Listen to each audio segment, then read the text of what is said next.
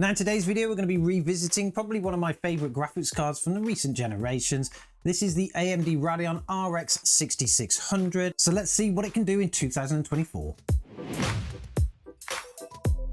So it's actually been nearly a year now since we've actually had a deep dive into this graphics card. It was released by AMD in around 2001 and it was released as pretty much an entry-level graphics card. There were some sacrifices made to this, but nothing compared to the RX 6500 XT or the RX 6400. So this was actually a great option for many budget gamers out there if you could actually get your hands on one. These were actually released during the GPU crisis and they weren't badly priced at all. They were around about £250, but that did actually rely on you being able to get one. These were kind of rare in stock for a while, but when they actually came back, they did actually get a bit of a price drop, so you could pick them up for around 200. That is not bad for the performance that you got back then because it was a very good 1080p 60 FPS card and the models that they produced were exceptionally good.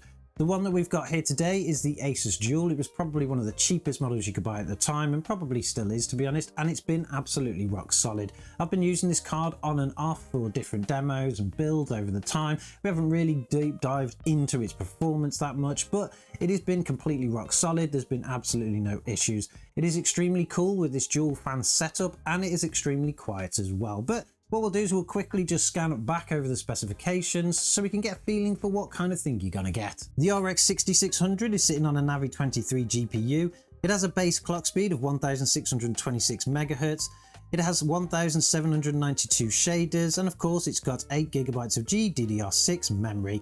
The memory in these cards were actually a little bit of a controversy at the time because there was a big fuss about graphics cards needing a lot more, but over time we've kind of learned that that's not actually really true. The memory bus on this is 128-bit, where some of the controversy, particularly around the cutbacks, actually comes in, but to be honest the card doesn't really suffer that much on it because the interface it's got is a PCI Gen 4 by 8. It does only use around 132 watts of power, and of course it was released in 2021 with an MSRP of around $329. And even with that kind of MSRP, you didn't really see those kind of prices. In the UK here, we actually saw them go for around £250 to £280, and then they very quickly dropped once stock actually got replenished to around £220. I believe this model was actually purchased about a year and a half into the release of them, and I managed to pick it up for about £200. You can on the second-hand market now get them for around £160, £150 to £160, depending on which kind of models that you go for. So they're actually a perfect option still for budget gamers even today. But how well do they perform when you put them against some of the latest and greatest games? Well, to find that out, we have to do some benchmarking. So take a look at this.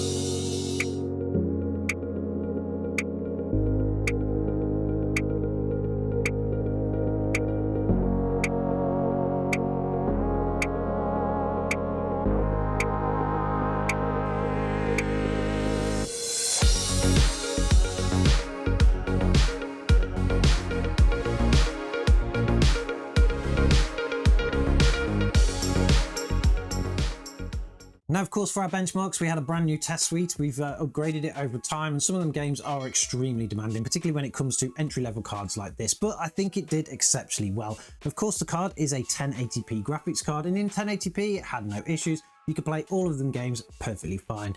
4K, not so much. That was where this card really started to struggle when it came to, getting really high fidelity pictures. All of our testing was run against 3 different resolutions in a high setting. That's pretty average for what people want nowadays, but I kind of saw it really shine in that 1440p area, although it did kind of struggle a little bit on some of those titles. So what we did is we decided to retest it all again in 1440p, but this time with custom settings. Can customizing the settings on this card really bring you up to a 1440p 60 FPS experience? Well, I think you're going to be quite surprised. Cyberpunk 2077 isn't the game it once was. At launch, it was a game that most hardware struggled to run, but now it has become something quite nice to play, even on entry-level graphics cards like the RX 6600. At 1440p with a medium preset while enabling FSR 2.1 with a balanced setting, the RX 6600 managed to get an average of 71 frames per second with a 1% low of 59. That is pretty much within the margin of error here towards a true 60 FPS experience, and at these settings, the game looked fantastic too. Dead Island 2, as most of you know, is a favourite of mine from 2023.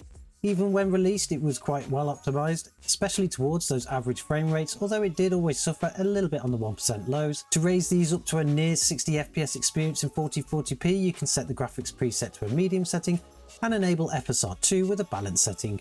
This will allow you to get an average FPS of 102 with a 1% low of 57. Again, this is in margin of error to that 60 FPS experience we were targeting, and just like Cyberpunk 2077, at these settings, the game was not only smooth, but it also looked amazing too. In Hogwarts Legacy, it doesn't take much to pull the RX 6600 up to that 60 FPS experience. Simply keeping the graphics preset to a high setting and enabling FSR 2 with a quality setting, you can get an average of 71 frames per second with a 1% low of 56. Not as close as the others to that 60 FPS experience, and with FSR you do lose a little bit of sharpness to the picture quality, but the game was more than playable and it still looks great too, due to maintaining those higher settings. Now, RoboCop Rogue City is a pretty recent addition to our test suite, and even though its minimum requirements is not that much at all, getting the game to run well in higher resolutions can be quite demanding, especially if you want that high fidelity picture quality too. But I think you can find a decent balance here. Setting the graphics preset to a medium setting and enabling FSR 2 with a balance setting, you can get an average here of 66 frames per second with a 1% low of 58. This is close enough to our target, and the game runs beautifully as well. You may be sacrificing a little bit here in terms of picture quality, but even with a medium setting, the game still looks great. In Spider-Man Remastered, it doesn't take a lot to really get that game playing well at 1440p with the RX 6600. This may be down to how well the game was optimized when the game was launched, or that it is an older game than the rest, but to really push it up to a proper 60 FPS experience, all you need to do is set the game to a medium graphics preset. With this setting, the game still looks amazing and gets 92 frames per second on average with a 1% low of 65. Next up is Starfield, and on any other day this would have probably been where the RX 6600 just couldn't get to the targets set. But recently the game has been updated and now contains AMD's FSR 3 technology with frame generation. And when enabled, wow, just wow. Frame generation really takes this setup to the next level. In 1440p with Ultra Graphics preset and FSR 3 plus frame generation enabled, the RX 6600 manages to get an average FPS of 85 with a 1% low of 67. Even with FSR 3 and frame generation enabled here, the game plays extremely smooth, and because of the Ultra preset, it looks amazing too. This is a great example here of how far cards like this will go with these new technologies, and I can't wait until it is adopted more widely. The last game in our testing is of course The Last of Us Part 1, another title that when released performed extremely poorly on most hardware, but just like Cyberpunk 2077, with the many updates it's had, have really optimized it well. Previously you would have been struggling to hit 60 FPS here, even in 1080p, but not anymore. Running the game in 1440p with a medium preset and enabling FSR 2 with a quality setting, the game looks amazing and plays extremely well, getting an average FPS of 72 and a 1% low of 58, a near full 60 FPS experience, which is just amazing. So as you can see from our custom settings testing, this card did extremely well in 1440p. We managed to get a near 60 FPS experience, particularly on those 1% lows across all of the games, but we did need some help from some tooling, particularly in games like Starfield. FSR 3 plus frame generation literally just took this card from one tier to another. It is a fantastic technology that's really going to to help entry level and budget gamers going forward, and I can't wait until they've actually built it into a lot more games. And I'm really glad to see that a card just like this has still got a lot of life left in it, particularly when we have those extra toolings. And there is another reason why we actually wanted to revisit this card.